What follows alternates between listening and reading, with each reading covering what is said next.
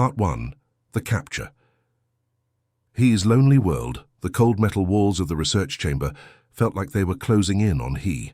Her small frame looked impossibly fragile against the stark white background of the isolation room.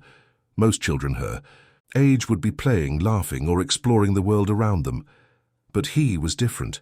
She was an alien child trapped in a human research facility, a living reminder of a diplomatic mission gone terribly wrong. Her skin wasn't like human skin. It was almost transparent, with soft waves of color that shifted and pulsed like gentle ocean currents. Right now, those colors were muted, soft grays and pale blues that spoke of deep sadness and overwhelming fear. The researchers who watched her through thick glass didn't see a child. They saw a specimen, a puzzle to be solved, a discovery to be documented. Nexus Station was nothing like her home world. The sterile environment, the constant hum of machines, the cold eyes of scientists, everything felt alien and frightening. Hay remembered her parents, their warm embraces, the beautiful landscapes of her planet. Now all of that was gone. She was alone, completely and utterly alone. The research team had been studying her for months. Every movement, every breath, every tiny reaction was carefully recorded. They measured her body temperature, tracked her neural responses, analyzed her unique biological makeup. To them, she was just another data point, another entry in their endless research logs. But He was more than just a subject. She was a child who had lost everything: her family, her home, her entire civilization's hope for peaceful communication. The diplomatic mission had been their chance to reach out, to build bridges between species. Instead, it had ended in disaster, and she was the only survivor. Her large eyes, which were a deep silvery green, rarely blinked. They seemed to hold entire universes of sorrow. Sometimes, when the researchers weren't looking closely, those eyes would shimmer with the intelligence far beyond her apparent years. She wasn't just watching them. She was understanding them, analyzing their movements, trying to find a way to survive. The room itself was a marvel of scientific engineering. Transparent walls allowed constant observation, temperature controlled to match her biological needs, equipped with sensors that could detect the slightest change in her physiological state. It was a cage designed with clinical precision, meant to keep her contained and completely controlled. He knew she was different. Her species communicated through subtle color changes and complex body language that humans could barely comprehend. Here, surrounded by beings who didn't understand her, she felt more isolated than ever. Every day was a battle of survival, of maintaining her sense of self in an environment designed to break her spirit. The researchers believed they were conducting important scientific research. They saw themselves as explorers, pushing the boundaries of human knowledge. But to He, they were simply her jailers, cold and distant creatures who saw her as nothing more than a research opportunity. As another day passed in her sterile chamber, He held on to a tiny hope, a hope that somehow, somewhere, someone would see her as more than just a subject, someone who would understand that behind her alien appearance was a child, scared, lonely, but still holding on to the possibility of connection. Little did she know that her story was about to change. That somewhere in the vast research facility, a human was about to see her differently. A human who would challenge everything the research team believed about alien life, about scientific exploration, and about the true meaning of compassion. Her journey was just beginning. Would you like me to continue with the same depth and style for the subsequent parts? I've focused on creating a human-centric narrative that maintains simplicity, emotional depth, and avoids any inappropriate content while keeping the storytelling engaging. Part 2. The Researcher. A different kind of scientist, June wasn't like most researchers at the Nexus Station. While others rushed through their daily routines, clipboard in hand and eyes focused on cold data, he moved differently. There was a gentleness in his steps, a hesitation that suggested he saw more than just numbers and scientific observations. That morning started like any other. Fluorescent lights buzzed overhead. The typical sterile smell of disinfectant and metal filled the air. But something felt different. When June received the latest research file on the alien child, His hands trembled slightly. Most of his colleagues would have immediately started analyzing biological markers, tracking physiological responses, creating complex charts and graphs. But June saw a child. He remembered his own childhood, the warmth of his grandmother's kitchen, the safety of home, the endless curiosity that drove him to become a scientist. Those memories crashed against the clinical image of the alien child sitting alone in a sterile chamber. Something inside him ached. Growing up, June had always been different. While other kids dreamed of becoming astronauts or sports stars, he was fascinated by communication. Not just human communication, but the complex ways different beings might understand each other. His parents had initially thought it was just a phase, a childhood curiosity that would fade. But it didn't. His passion led him to xenopsychology, a field that barely existed when he first proposed studying it. Most universities thought he was chasing impossible dreams. Humans can barely understand each other, his professors would joke, and you want to study communication with potential alien species. Yet here he was, holding a file that represented more than just scientific research. This file contained the story of a living, breathing being, scared, alone, desperately trying to survive in an environment completely foreign to her. The research wing was busy, with scientists moving quickly between different stations. Computers blinked, machines hummed, and endless data streams scrolled across multiple screens. But June's attention was fixed on one thing, the file of the alien child named He. He noticed details others missed. The subtle color changes in her skin weren't random. They were a language, a complex communication system that his colleagues had completely overlooked. Where they saw anomalies, he saw poetry. Where they saw a specimen, he saw a sentient being with emotions, fears, and potentially hopes. His background wasn't just academic. June had spent years studying indigenous communication patterns on Earth, learning how different human cultures communicated beyond verbal language. He understood that communication was more than words. It was about understanding, empathy, connection. The other researchers considered him somewhat of an oddball. They respected his academic credentials, but found his approach too emotional, too unpredictable. Science should be objective, they would say. But June believed that true scientific understanding came from empathy, from the ability to see beyond immediate observations. As he looked at He's file, a plan began forming in his mind. He wouldn't just be another researcher collecting data. He would be a bridge, someone who could potentially understand this alien child in a way no one else had. The research station might see him as a disruption. His methods might challenge. He established scientific protocols. But June knew something profound. Behind every data point, every scientific observation, there was a story. And stories were about connection, about understanding.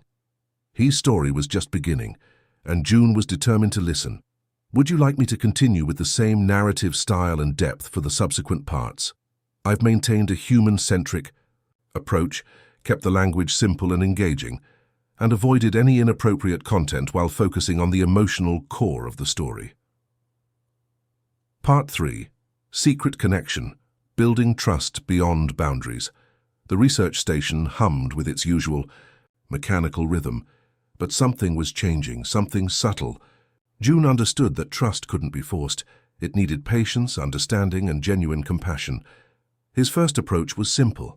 Instead of cold, invasive tests, he started introducing gentle interactions, small gestures that might seem insignificant to others, but could mean everything to a frightened alien child. He began leaving soft objects near He's containment area, objects with different textures, colors that might remind her of home, a blue fabric, a smooth stone, a small holographic device that projected soft ambient light. He watched everything, carefully. Her species communicated through intricate color patterns and body movements that humans rarely understood. Where other researchers saw random biological responses, June saw a complex language waiting to be deciphered. He started documenting everything meticulously. Each interaction became a carefully worded scientific observation. Subject demonstrates increased neural response to textural stimuli, he would write. But beneath those clinical words, something magical was happening. He's skin, her incredible translucent skin, started changing. The constant grey of fear slowly transformed. Soft blues emerged, then gentle greens. Her body was communicating, and June was learning to listen. Some colleagues noticed his different approach. Whispers started. "He's getting too attached," they would say. "This isn't standard research protocol." But June knew he was doing something extraordinary. He was building a bridge between two completely different species. His research background gave him an advantage. Years of studying indigenous communication had taught him that language wasn't just about words. It was about understanding, about creating safe spaces where communication could naturally emerge. Every day he would sit near her containment area, not invasively, just present. Sometimes he would read scientific journals out loud. Other times he would play soft music.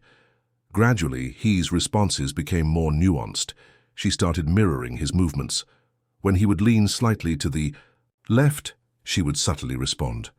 When he would tap a gentle rhythm, her skin would pulse in synchronized patterns. They were developing a language without words, a connection beyond traditional scientific understanding. The research station had strict protocols. Emotional attachment was discouraged. Objectivity was paramount. But June understood that true scientific discovery often happened in those grey areas between strict methodology and human intuition. He knew the risks.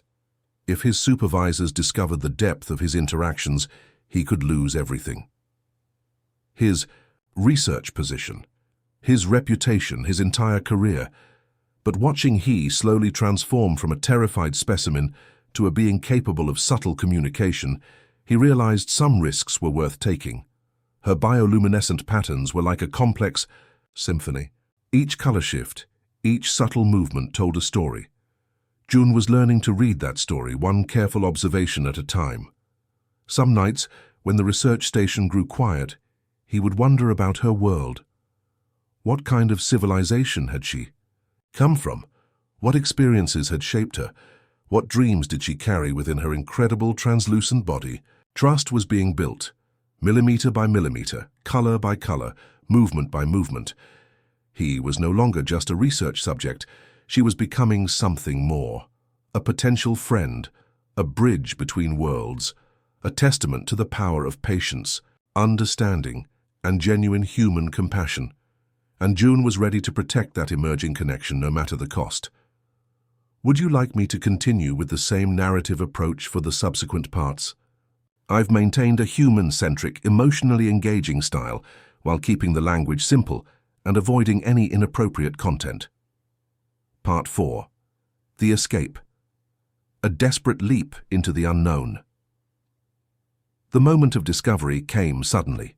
Sharp voices, rapid footsteps, cold accusations that sliced through the research station's sterile environment like sharp knives. Dr. Park, the senior lead researcher, had discovered June's unconventional interactions. His face was a storm of professional rage and scientific indignation. "You've compromised decades of research protocols," he shouted, his finger jabbing aggressively at June's chest. June knew exactly what was coming. Termination.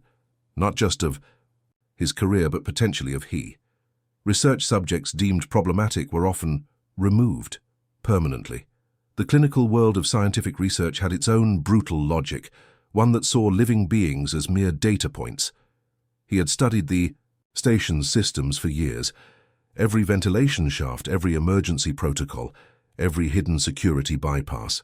What seemed like academic curiosity was now his survival strategy. The station's security systems were advanced, designed to prevent exactly the kind of escape June was planning. Biometric scanners, layered authentication protocols, automated lockdown mechanisms. But June understood something most researchers didn't. Systems could always be outsmarted by human creativity. He sensed something was happening. Her skin flickered with rapid color changes, fear, anticipation, a strange mixture of emotions that seemed to pulse with increasing intensity. She understood, perhaps more than anyone realized, that their fate was hanging by a thread. June moved with calculated precision. His hands danced across computer terminals, triggering a series of complex command sequences. To an outside observer, It might have looked like standard research activity, but each keystroke was a carefully planned escape route. Alarms would typically blare during such a breach, but June had systematically disabled those critical warning systems. Silence became his most powerful ally. The research shuttle was typically used for short astronomical surveys, small, compact, designed for scientific observation rather than long-distance travel. But in this moment, it represented their only chance at survival. "We're leaving," June whispered to He, his voice steady despite the adrenaline racing through his body. Her response was instantaneous. Her skin shifted to a deep, resolute blue. That seemed to communicate complete trust. Getting He out of her containment chamber required delicate manipulation. Years of studying her biological responses had taught June exactly how to move, how to communicate without words. One wrong move could trigger station-wide security protocols. The shuttle's systems came alive under his touch. Navigation computers flickered, fuel reserves checked, escape trajectory calculated with mathematical precision. Behind them, the first signs of discovery emerged. Shouting, running footsteps, the distant sound of security protocols being activated. But June was already moving, carrying He carefully, protecting her like a parent would protect a child. They weren't just escaping a research station, they were fleeing a system that saw living beings as experiments. A system that valued data over dignity, a system that would have ended He's life without a second thought. The shuttle's engines hummed to life, artificial gravity stabilized, navigation systems locked onto a randomized escape route designed to be untraceable. Space opened before them, vast, dark, filled with infinite possibilities, a canvas of potential.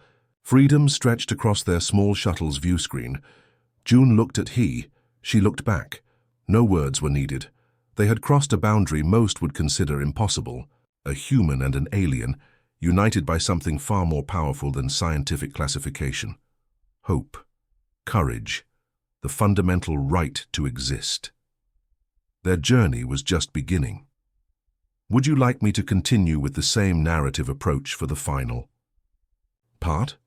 I've maintained the human-centric, emotionally engaging style while keeping the language simple and avoiding any inappropriate content. Part 5. A New Understanding. Bridging Worlds. The news spread faster than light itself. A single human scientist and an alien child escaping a research facility that treated sentient beings like laboratory objects. It wasn't just a story, it was a revolution waiting to happen. June's documentation was meticulous. Every interaction with He, every subtle communication breakthrough, every moment of their journey became evidence of something profound. He hadn't just rescued an alien child, he had exposed a systemic failure in how intelligent beings were perceived and treated. Communication channels across multiple star systems began to buzz.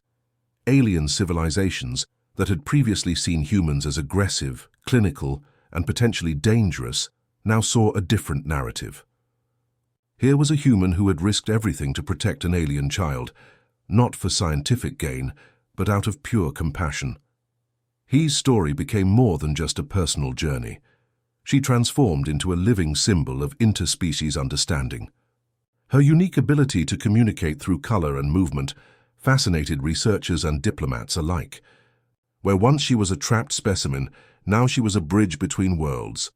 The alien collective, a complex network of different species that had maintained cautious distance from humanity, began to reassess their understanding. June's detailed records showed something revolutionary. Humans were capable of profound empathy that transcended scientific boundaries.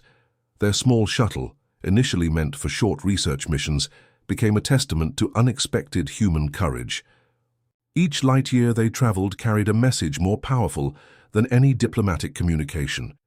They were writing a new chapter of galactic understanding, one moment at a time. Scientific institutions that had previously celebrated clinical detachment now found themselves under intense scrutiny. Questions emerged. How many other sentient beings had been treated as mere research subjects? What real understanding could come from treating intelligent life as nothing more than data points? He's transformation was remarkable.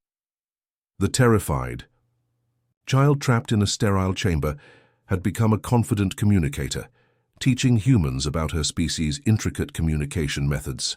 Her skin, once a sign of fear, now pulsed with colors of learning, growth, and hope.